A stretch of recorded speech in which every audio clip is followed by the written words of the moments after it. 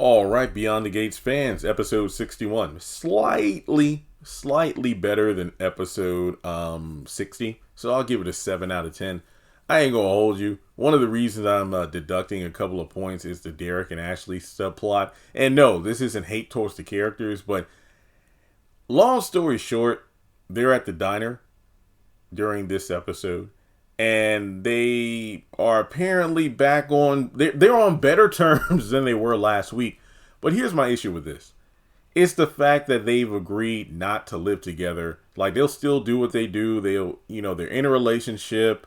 They go to work. They'll go out occasionally. Derek making more of an effort where it's like, hey, just the two of them, not necessarily double dating all the time with Naomi and Jacob. And from there, if things go well, he'll go over to her place. And if things work out, he'll spend the night, but then get up in the morning. So they go back to their separate worlds because they're going to write their own happy ending. And, they both have the end goal of like the ring and the kids and whatnot, but just not right now. And I did like the maturity of like, hey, I get that not all relationships look the same. I mean, heck, there are even married couples who live in different houses. I mean, that's not exactly what I want, but I get it. People change. But it does kind of make it seem like the events of last week were completely worthless.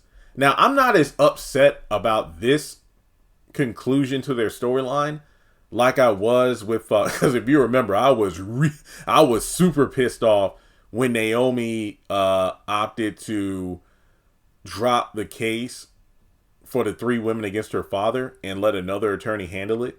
And even though there was an out-of-court settlement, I would have preferred it if Naomi was still the person in charge of the case, at least settle out of court. Because remember, I was really looking forward to the Bill and Naomi courtroom showdown. And I was so pissed off. Now, I didn't have as much of an investment in the Ashley and Derek storyline, but the fact that we had to endure, if you combine all the scenes, probably somewhere in the ballpark of 15 to 20 minutes of Ashley crying without a single tear falling down, only for this resolution to come out of nowhere. Yeah, it does feel like, we were cheated. Now, aside from that, Naomi and Jacob, they do show up. And they pretty much sit down with the couple. They learn about what's going down. They talk about their own growing pains when they first moved in together. Essentially, Jacob was pretty much like Ashley in terms of there's a place for everything and everything has its place. So, that was a pretty cute scene. And Naomi with the hair, I don't know why. Ashley and Naomi probably have my favorite hair of the entire show so far. Hey, I'm a man. One of my weaknesses is a woman with some nice hair. It doesn't even have to be super long, but dang it. Oh, man. Okay, so that's pretty much all there is to say about that scene. And also, before going further into the breakdown, you know the drill. Make sure you like and subscribe. And there's also other reasons why I'm dropping a point or two, and that has to do with Martin, but we'll get to that momentarily as well. So, going over to Terrell, who gets, a kiss from Jessica, and she's like, wait, what's wrong? Was it trash? Oh, no. Terrell gets into his own head and essentially feels like there's ulterior motives to Jessica. And a lot of fans felt the same way when she first approached him in the diner. I would say several, but in reality, it was a bunch of episodes ago. And Jessica's like, wait, what? Like, you think I'm just giving you charity or something? It's just that girls like you don't really go for guys like me, and I can completely get that. I mean, I was pretty much the Terrell in high school, like, the quiet one who was, amazing in the classroom, but I was never the first one picked for sports. I was never, the outgoing type. So, like, to have a girl up on the high on the social food chain want to give me even the time of day, let alone kiss me, holy crap. I think there will be a scam in that too. Am I being punked? I'm pretty sure that's the proper cultural reference for my time in high school way back when. But Jessica, storms off calling him toxic. And then it's funny because Smitty's like, what just happened? But then Samantha pretty much talks to her brother later on, just saying, be confident in yourself. I'm pretty sure him and Jessica will make amends in the near future. But sometimes you can just self-sabotage by your own self-doubts. I definitely felt some Martin in that scene. Like, oh wow, yep, he's acting like his one of his dads there, or technically, yeah. I think it's a blending of Martin and his emotional, complexities, along with Smitty always looking for an answer, even if sometimes that answer might not even exist. So, over at the country club,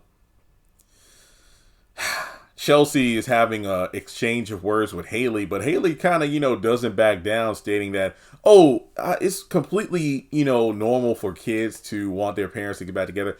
I'm like, wait, aren't you only a couple of years older than Chelsea? So it just feels weird for Haley to address Chelsea as it's normal for a child to want their divorced parents to get back together. But what, did you think this was just a fling? No, your father and I are in it for the long game. And now we're going to bring this blessing into the world. And it's like, she's never going back to Dan. He's never going back to Danny. Isn't that right, Bill? I don't know why, but the way Haley said that line made me crack up. Cause I'm like, wow, just wait for it to happen. Wait for it to happen. So Chelsea leaves disgusted because Chelsea's like, I'm not done making life a living hell for the both of you. So then, that's when the conversation, changed over to the college fund thing. And well, it's a good thing I didn't get rid of that. And like, I can talk about the court documents and make the calls to send the money. And like, no, let's not worry about the money. Let's just have a good time tonight. And I'm thinking to myself, do I see dollar signs in Haley's eyes when she said that? So then Martin comes in. Okay, gotta hand it to Brandon. This was a fantastic scene. This was the same level of just rage as when he went off on Leslie, Dana, whoever. He's like, man. So this is a bit confusing to me because yes, this is a daydream. But then there are certain events that happen within the daydream that make me wonder, why was this put into the daydream? Now, look, Leslie's daydreams make sense. When she's at the apartment or even at the country club and she imagines she's talking to Nicole, she's talking to Ted or whoever, because it's just her. She's not controlling the narrative of what goes on outside of her immediate area. Like when she was in the country club and imagine Nicole came up to her and said, "You're the better woman." Or when she's at her apartment and imagines Ted comes over there to kiss her or go off on her. That makes sense. She's just, in her own little world. But Martin seemed to be controlling multiple aspects of this scene. And try to follow me on this one. Oh yeah, side note. I think the white dude who was at the diner eavesdropping on Jan and Leslie and then Vernon and Martin, leaving after they left. I think he was like one of the waiters at the country club. And it just seems weird because I don't think we've ever seen a white waiter at this club. I could be wrong, but I'm pretty sure I'm not. Now, Martin basically goes off and Haley's like, yeah, I'm about to step out and, check some messages. And when she does, that's when we see Naomi and Jacob coming from the gym playing basketball. And I'm thinking like, okay, this is before they show up at the diner with Ashley and Derek. And Haley notices them, but then sits over alone on the side. And then Naomi surprisingly goes up to her to say hello. And is like, oh, wait, are you here with my dad? Yeah, I am. And we just celebrating. Oh, that's good. Okay, later. Wait, you don't want to know what the celebration is for? No. Honestly, I couldn't care less.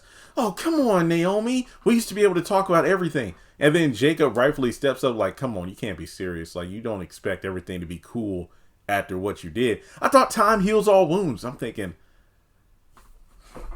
I just see, okay, we're almost 100 episodes in. And this woman is still just completely in denial about how severe the situation is that she caused.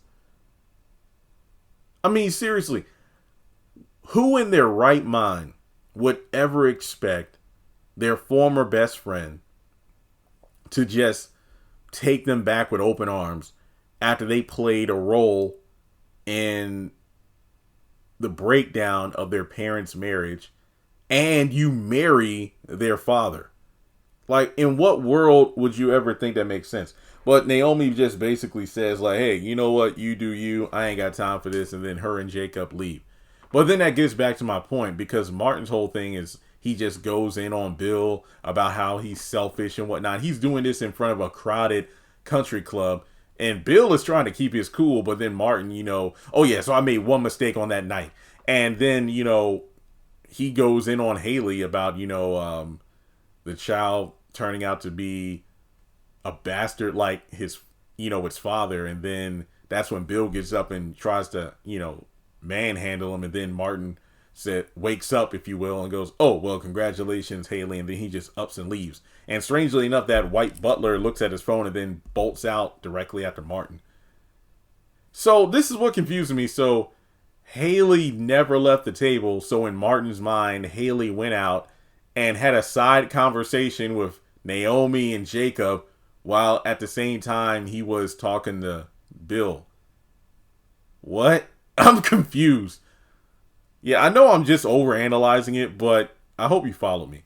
So Chelsea, after finding out about the pregnancy, rushes over to her mom's house. Then Danny's on. It seems like this, where I hope people understand where I'm coming from, where I can see why Chelsea wouldn't want to work with her mom. Because when her mom is in, idea mode, the world is shut down around her and only she exists. Because Chelsea couldn't get a word in because Danny was talking at 1,000 words per second about how, hey, this big social media person talked about how the shotgun Danny thing, which I can't believe is still a thing, could be an interesting angle to help our brand. So what I can do is use my daughter's social media clout and her expertise to help me out. And Chelsea, after about 15 minutes of listening to her mom just talk, mentions the fact that Haley's pregnant. And while at first Danny doesn't really react to it, she eventually does, going so far as to say that this is a farce. Chelsea, come on, do you really think that Haley's pregnant? No. She's lying. I bet she's lying about being pregnant. Then she's going to fake having a miscarriage to garner sympathy points and this, that, and the third.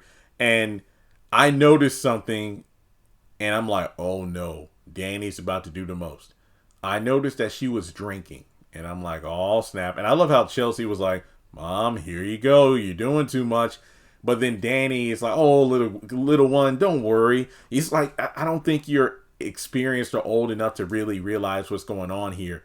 Yeah. And Chelsea's the cool one. She's like, I understand that Naomi and I might have a little brother or sister, but is the only reason you're in denial about this is because you can't fathom the thought of Dad starting a new family with another woman? And Danny's face as she said that, and keep in mind, Danny's face was in the other direction, so Chelsea was talking to the back of her mom's head. So Danny just doesn't want her daughter to see the cracks. So, yikes. Now, eventually, Bill and Haley get back to their place, and Bill goes upstairs to change, and Danny just waltz in there because apparently Bill hasn't changed the code, which some people speculate that Bill has done this on purpose, where he hasn't changed the codes in the hopes that Danny would just randomly pop up again. Like, what did somebody say? Oh, wait, or was it me that said this in one of my reviews? Oh, yeah. A few episodes ago about Bill and Haley being at the country club and seeing Danny there, and he's complaining about it. And I'm like, that's a family establishment. Shut up, Bill. So essentially, he only can tolerate being in the presence of the Dupree if he's popping up on them, but can't stand the idea of one of them popping up on him unexpectedly. So essentially, some people are like, oh yeah, he probably didn't change the code, hoping Danny will stop by just to kind of spice things up. And apparently she's there to tell Haley what's what. And then the final scene to talk about is Martin coming back to the house, and Smitty confronts him about leaving. Like, look, I got a push notification on my phone even before you left the diner talking about going out for some vote, when in fact the vote happened and you weren't even there, or the vote was canceled. I know you went to see Bill, not because I have eyes on you, but because I know you. Because I know when I told you about Bill contacting me, you got so angry that you would confront him. And it's interesting because Martin says something quite quite intimidating. You know what? Yeah, I went to the country club and confronted him. It didn't escalate because in the midst of my confrontation with Bill, I learned that Haley's pregnant. I wanted to wrap my hands around his. I'm just like, whoa, wait a minute now. Because when you combine that violent urge that he just had, or he confided in Smitty about, along with the fact that that daydream he had was pretty, and Hulk-like in terms of rage, I think whatever happened on that particular night, Martin had an episode. If he's pushed too far, he gets violent. And then that's when Bill cleaned it up. And as Martin said, he used it as a business opportunity. So I just truly think that that's probably what happened. Because I know that voice in one of Martin's nightmares said something to the effect of, now show me the color of your money. And I think Martin maybe was almost maybe he almost got mugged or something. And then the person who was trying to rob him thought he was like a lightweight, but he didn't know about his other side. And that's what eventually happened. Martin killed the dude. I'm thinking that could be the situation. I mean, because I think if I remember in one of those nightmares, we heard like a. So I think Martin might have got the better of the dude and like smashed his head in. That's what I'm thinking. But yeah, that is the episode in a nutshell. And yeah, I'm officially caught up with Beyond the Gate. So we got today is Thursday and Friday. So 2 episodes left for the week. And the month is almost coming to a close. But like and subscribe, and I'll catch you all in the next video.